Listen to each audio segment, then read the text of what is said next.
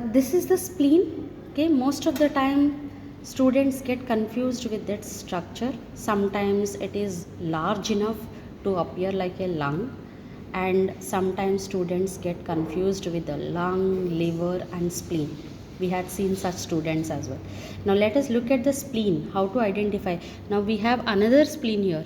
Both are of different colors, textures, and even shapes, but usually normal structure, how to identify it, is a hard glandular, hard structure. You can see that if you hold liver or lung, when you hold it with our fingers, there is a different feeling to it, so it is more hard structure. Okay, and you can see that it has only one area where the structures or contents are entering or exit out of the spleen. This is called as hilum. Okay, and hilum is dividing the spleen into three areas: above, below, and in front.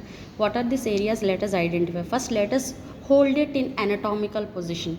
You have to see a conical point towards the anterior side and look at the notches, because spleen upper border always show marks of notches, where spleen usually during development is formed separately, and they're all coming together and fusing together to form a common structure. That's why you will see these knots or notches. So here you can see that notches should be along the upper border. So hold the spleen in your left hand. This is my left hand, so I'm holding the spleen in my left hand and keep it in anatomical position. You can see that my three fingers represent 9th, 10th and 11th ribs on the left side. Okay, so 9th, 10th and 11th ribs of the left side, and I'm just holding it in anatomical position.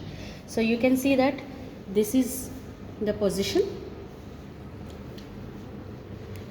Okay, you can see that this is how to hold the spleen in anatomical position, because it has to have an anterior tip, upper border along 9th, 10th, 11th ribs, and you can see two surfaces.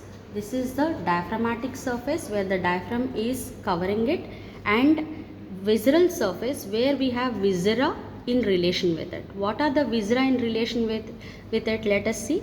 We have upper surface which is in relation with the we have three organs which are in relation with the spleen, and at hilum, the tail of the pancreas. Okay, in previous video we had seen that tail of the pancreas is in relation with the hilum of the spleen. So tail of the pancreas come here. Above that we have stomach. Here below we have the tail of the pancreas, and below that the kidney and suprarenal gland, and most important at the end we will see colic flexure of large intestine. Large intestine is going downwards to form descending colon. Matlab transverse colon is converting into descending colon at this point. So we have colic, left colic flexure at this point. So we have stomach, we have left kidney with suprarenal gland, and colic flexure at this point. So these are the visceral surface relationships. And this is a hilum showing splenic artery and vein entering within the folds of the peritoneum.